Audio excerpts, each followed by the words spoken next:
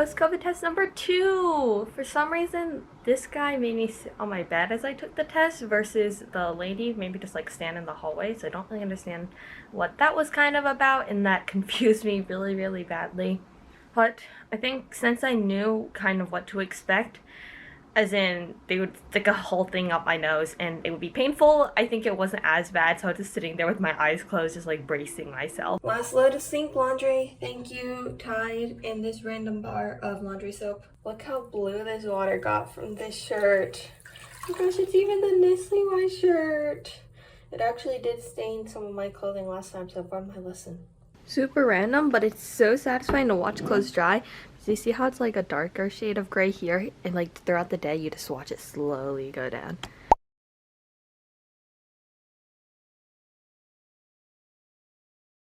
Well, you know how there's an alarm on the door? There's also an alarm on the window, so I can't lift up the screen. Oh my gosh. We have our first test tomorrow and it's on vocab, and I was going through the vocab list and oh my gosh. I had 225 new words today. That's just from our lesson plus whatever I didn't already have in my flashcard deck that is required for chapter 1 and chapter 2, and I haven't even started studying, and look at it. It's already 8:25. What am I to do? I guess we'll just study. Last day in the hotel! What? I think I got my shirt wet. This is my last actual morning here because we're leaving tomorrow morning at 6 a.m. I am so ready to be out of here. I don't know if I'm ready for what we're going to be doing, but all I know is I don't want to be in this hotel anymore, if that counts for anything. So in terms of my plans this morning, last night I did not finish studying all of those however many hundred words. Unsurprisingly, since my brain really cannot take that much, and I decided that sleep is more important than knowing all those words. So this morning I'm going to do some more cram studying. We're going to see on how that test goes. I feel like it's going to be super informal because actually our teachers had told us that they weren't planning on doing tests, and they only started talking about doing vocab tests because we mentioned that vocab was hard. So I'm pretty sure that the test is just to give us practice and kind of force us to memorize the words, which isn't that bad because I feel like my vocabulary expanded by like 800 different times just from that study session last night. So, but I just spilled water onto this notebook, and like while you can kind of see if there's water damage, like nothing got onto the other page. This page is also perfectly fine, and it's already dry within like 3 seconds. I literally turned the notebook over and the water came off onto the table. Like what? This paper is so water resistant. I am highly impressed. Many hours later. The end of online classes now. Woo! I'm so excited to be in person for the classes. Online is just honestly super awkward, and yeah. And I definitely over-freaked out about that test. Yes, it was a lot of hard vocabulary words, but I have been studying 10 new vocab words every single day, which doesn't sound like a lot, but it is a lot. And then there's some words that I just studied last night in my many hours of cram studying, and so that test definitely wasn't as bad as I expected. Just a little bit more about the classes. So we have 2 teachers. We have one lady that teaches us Monday, Wednesday, and Friday, and then we have a guy who teaches us Tuesday and Thursday. They didn't expect to have our class because they thought it would just be level 1, 2, and 3, which they do have. But then when there are people who were not in 1, 2, or 3, they're like, oh shoot, what are we supposed to do? So then our class is just levels 4 through 6. So yeah, you can kind of see that there's a range. And we are studying the Hanyang University's level 5 textbook / curriculum. For me, this was definitely a big jump. I've been self-studying for 2.5 years now. And then the only actual classes I've ever taken was VSI last year, in which the class was aimed at complete beginners. So let's just say there wasn't quite a lot that was challenging. Just shout out to my VSI teacher for really trying to work on accommodating all of the different levels in our class, but yeah, let's just say I kind of learned the alphabet again. So then now being in this class, where the level is definitely too high for me, I think that it's really good that I'm being challenged in this way. There's so many new vocab words that I have to learn, and having the language put into a different context that I am not used to, I think is also very nice. And once you get to the higher levels, everything just turns into like academic journals or news articles.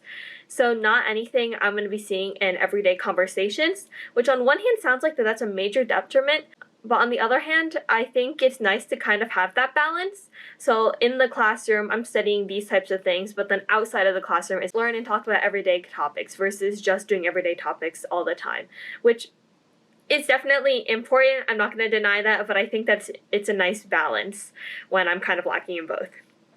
We love my daily harassment message because I keep forgetting to put in my temperature in the morning. Oopsies. 사무실에서 알려드립니다. 아침 식사 궤도가 완료되었습니다. 문 앞을 확인해 주시기 바랍니다. This is an announcement from the car office. May delivery has completed. Please check the front of your door.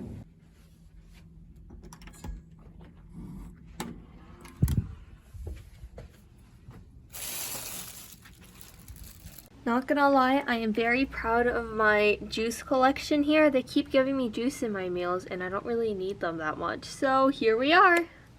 For any of you future NSLI-Yers out there who are curious about host family gifts, so now keep in mind that this year we did not know our host families until we were literally here. So I had no background information on what my family would be like at all. So I just kind of went out and bought whatever.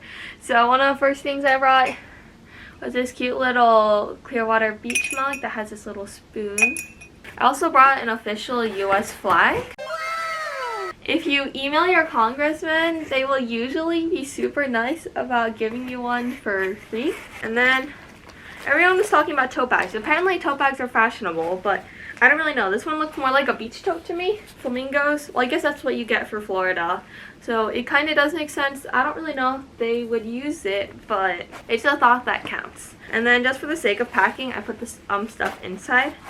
So we got some food that are apparently not very available in Korea. So we got some Twizzlers, Reese's, Sour Patch Kids. I also got some Pop-Tarts, but they're kind of all dead and crumbled, so I think I'm just going to toss those out. I don't even want to try eating those. And then I also got a cute little Florida magnet. I volunteer at a toy making place, Toy Makers of Eastlake, and so I snatched 2 of their toys. I have very effectively made a mess of my room. My food stockpile is still so big. I'm sad I might just throw everything out because then I can just go buy some nice food from Korea. It's raining! Look, the water almost looks fake. It's so drippy. And that's finally the end of quarantine! Woo! I'm so excited to actually be able to see people again. I am honestly so tired of doing Zoom calls and Discord. I can't wait, to say the least. Overall, this quarantine flew by so fast. Like 2 weeks, 14 days? I can't believe it's already the end of June. I've been on summer vacation for almost 2 months now, and have I done anything actually productive?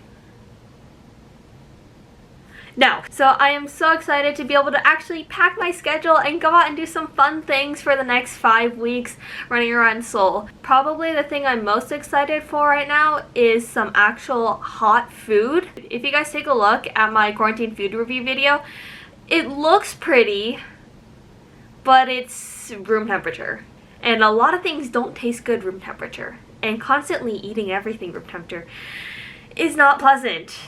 So I am ready for some actual hot food and a little bit more variety in which I get to actually choose what I want to eat. Hopefully it'll also bring back my appetite because I actually haven't been eating that much. I am ready to stuff my face in Korea.